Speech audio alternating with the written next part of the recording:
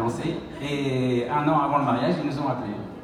Et quand vous avez été choisi, est-ce que la première chose que vous avez fait, vous êtes replongé dans les images du mariage de 56 du prince régnier? Alors oui et non, parce que c'est un exercice que je déteste faire. J'aime pas me replonger dans... Mais voilà, c'est logique de le faire. J'aime pas parce que voilà, les temps ont changé. Donc je regarde ça distraitement et surtout, moi j'avais un autre problème, c'est qu'il y avait le mariage anglais de Kate et qui était d'abord très bien fait, qui avait été un gros événement, qui avait été très important, très bien fait, et donc je voulais pas qu'il y ait une comparaison entre les deux. Et c'est pour ça que j'ai bâti le dispositif technique complètement d'une façon différente. En fait, eux avaient des caméras fixes tout le long du trajet, et donc étaient très loin. Et moi, j'ai voulu couvrir tout Monaco et être tout le temps partout au plus près. À la sortie des hôtels, donc on voyait les gens sortir, sur la place avec le rail, le câble au-dessus, et évidemment à l'intérieur du palais pendant le mariage. Donc il n'y a pas eu de comparaison après, personne n'a dit c'était mieux ou moins bien, ou voilà. C'était deux mariages complètement différents dans un environnement différent.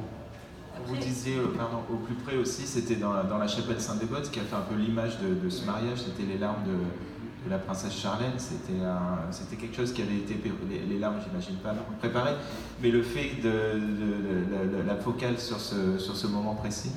Oui, on avait, mais avec des moyens simples, parce que du coup sur Saint-Dévote, il n'y avait que 3 caméras, c'était pas un gros dispositif, mais c'était, voilà, on savait qu'on était dans l'intimité et qu'on était à un moment un peu différent du mariage, et il y avait eu vraiment, là on était vraiment très peu, et avec Saint-Dévote qui est, je trouve, émotionnellement très fort, on pouvait s'attendre à un moment un peu plus, en tout cas intime. Du coup, vous êtes toujours soumis à la météo, aux contraintes de sécurité, un dispositif très important, peut-être une faible foule aussi, enfin c'était le cas pour Monaco en fait, quand il redescendait en fait oui, mais bon, de Monaco-Ville. C'est compliqué aussi tout ça à gérer, je suppose, oui, en termes de réalisation. Là, j'ai fait le 11 novembre avec le président Macron, la remontée des champs, il n'y a personne, parce que voilà, c'est normal, il est 8h, il est 10h du matin, il fait froid, bon voilà. Ce qu'il faut, c'est de trouver l'image qui est soit être très près, soit être... voilà, la façon de filmer maintenant, c'est plus les grandes messes avec un public, un parterre énorme. Je crois qu'on est vraiment rentré dans l'intimité des gens de pouvoir, des dirigeants, et d'être au plus près. Maintenant, pour le téléspectateur, c'est un plus. Au niveau de la fête nationale que vous préparez dimanche, ça fait déjà plusieurs années que vous la faites. Comment on apporte chaque année quelque chose de nouveau dans cet événement qui est assez immuable? Alors, d'abord, on essaye de rester quand même très classique, pour pas trop perturber, parce que voilà. Et puis, à chaque fois, c'est des petits détails.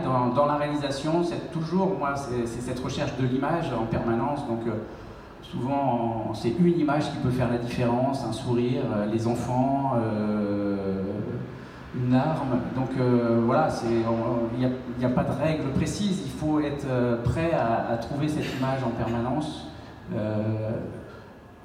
Ce que je redis, c'est qu'effectivement, et le prince, ça l'embête un petit peu, c'est que je rapproche mes caméras, les caméras chefs sont de plus en plus près, les suivent en permanence. S'ils décident au cas où de remonter à pied de la cathédrale, on va les suivre, on les suivra.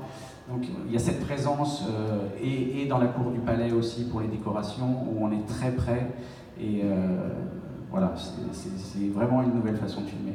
Techniquement, c'est un dispositif de combien de personnes, pardon? On doit être une soixantaine, il y a 23 caméras, ce qui est un beau dispositif qu'on n'a pas très souvent sur les événements, on peut avoir plus. Le mariage, il y en avait 30, là il y en a 23, c'est un beau dispositif pour couvrir l'événement. Alors c'est vrai qu'on a plusieurs lieux, il y a la cathédrale, il y a la cour du palais, il y a la place, et il ne faut rien louper, hein, donc voilà, c'est ce qui justifie selon ce moyen.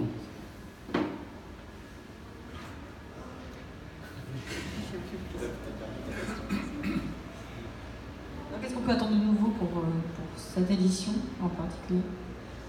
Non, de nouveau, on a rajouté une caméra pour les commentaires. Le drone, oui, là, le drone. Mais alors, moi, j'aime pas parler des choses tant qu'on les a pas, parce que le drone, c'est très fragile. Ça fait partie de cette écriture, comme les caméras HF, les drones, maintenant, qui viennent dans les dispositifs de plus en plus, avec les problèmes de sécurité, de sécurité pour le public, mais aussi de sécurité en général. Le drone, évidemment, le prince adore en plus.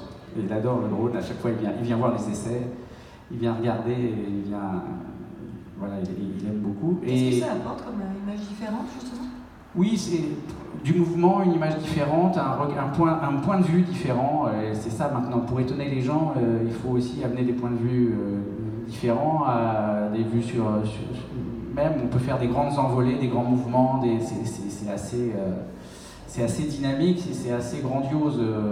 On pourrait mettre juste une musique avec une grande arrivée comme ça sur le prince, ça serait magnifique. Donc oui, il y a une envolée comme ça avec le drone.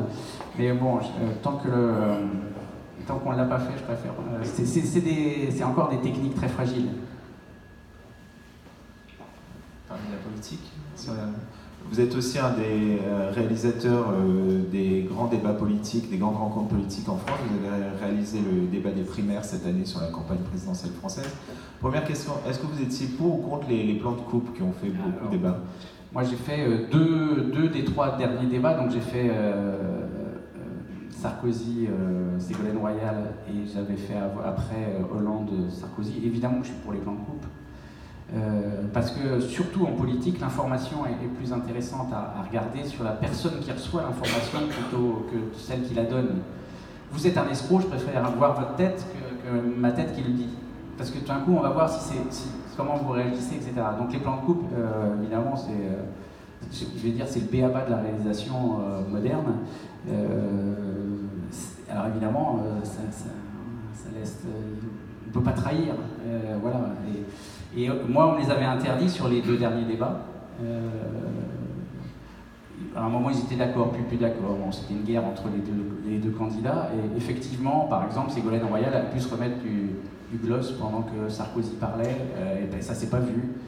Sarko a pu aller voir ses fiches et ça s'est pas vu. Mais bon, les hommes politiques sont tellement forts et tellement présents en télévision que pour eux, c'est pas une gêne. Donc c'est un faux problème. Ça datait de Mitterrand et de Moatti.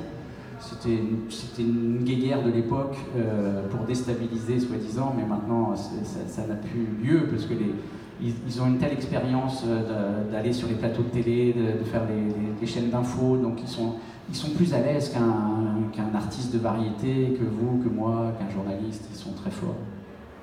Des primaires avec plusieurs candidats, c'est quand même difficile à gérer en termes de réalisation. Bah surtout que moi je les ai eus tous en même temps, ce que n'a pas fait TF1, etc. Oui, parce que c'est pareil, quel choix vous faites, quel plan de coupe vous mettez entre les 10 en fonction de ce qui se dit. Est-ce qu'ils vont vous le reprocher? Sûrement. Quand tout d'un coup on agresse un tel ou un tel, est-ce que vous le montrez tout de suite? Vous laissez un temps pour qu'il ait le temps de se calmer. Voilà, c'est un choix difficile à faire en direct, c'est pour ça que on nous fait confiance et qu'on refait souvent et que on est un peu pas très nombreux à faire cet exercice parce que il faut à la fois une connaissance du milieu politique, de la politique, des gens, du contexte au moment du débat, voilà, et une habitude, une rapidité dans la technique. Donc